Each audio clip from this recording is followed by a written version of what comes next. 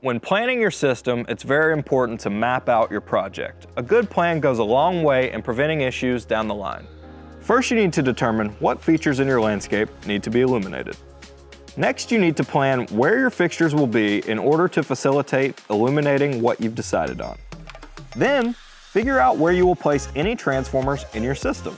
You may have to update this depending on wattage load or wire run issues. Lastly, lay out and measure your wire runs and where they're going to be. This will help you determine if there's an area you can't get to and may therefore require another transformer for this location. When selecting your fixtures, you're going to have a few key options to choose from. The first is material. Most fixtures are made out of either brass or aluminum. Brass does not corrode or rust, but usually comes at a premium price. Aluminum will inevitably have corrosion issues over time, but will come at a lower price point. Next, you need to choose a finish. If you've chosen aluminum fixtures, you will only be choosing from various colors or will not have a choice at all.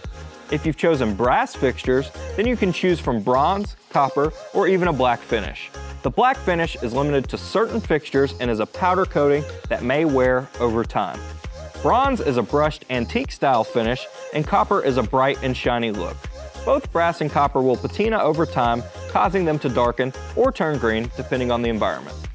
Next, you will need to choose your color temperature. This choice comes down to personal preference, but 2700K is the most common used as it resembles the look of standard incandescent bulbs. There are various lighting applications and scenarios that require specific fixtures in order to get the job done. Uplighting will be used to wash the walls of the home as well as accentuate various specific features or plants. Downlighting or moonlighting is used to illuminate objects on the ground from above. Moonlighting incorporates the use of shadows into this effect, which we will do by mounting the fixture in a tree. Path lighting is used to illuminate a walkway or path as a guiding light, while area lighting can be used for this as well to provide a more general coverage. We will use area lights to guide the way around our sidewalk. We're going to use some in-ground lights in heavy traffic areas to provide lighting on columns in an inconspicuous way.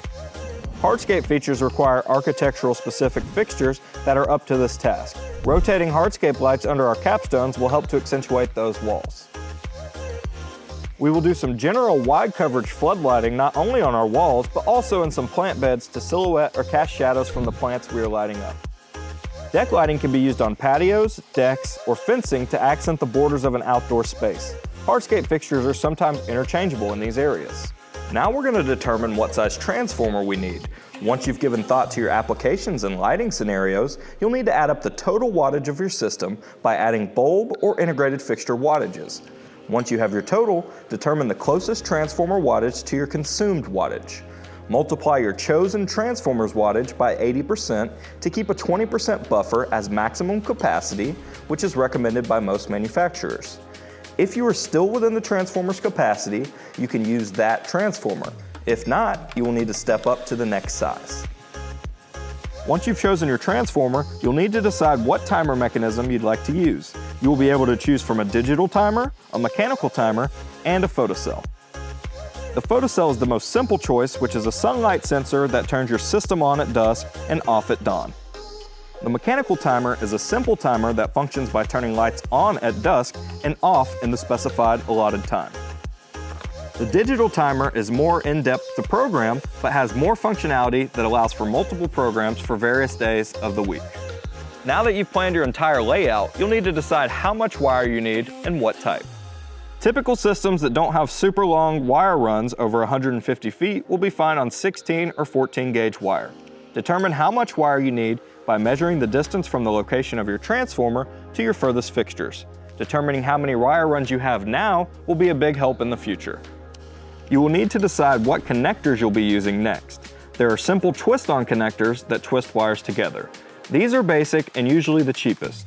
You will need 2 of these per fixture with an extra pair for any splits off of your main run. There are hubs and junction connectors that allow for multiple fixtures to be connected in a single spot. These are easier and stronger connections, but usually come at a higher cost. These will require a set or a single hub for multiple fixtures. No matter which method of connecting you use, you will definitely want to order extras to have on hand, as it's inevitable that you will need to move, adjust, or rewire some fixtures during your installation. Once your plan is complete, all you need to do to put it into action is to place your order. Once you've done that, you can start your installation and then move on to our next video for more information.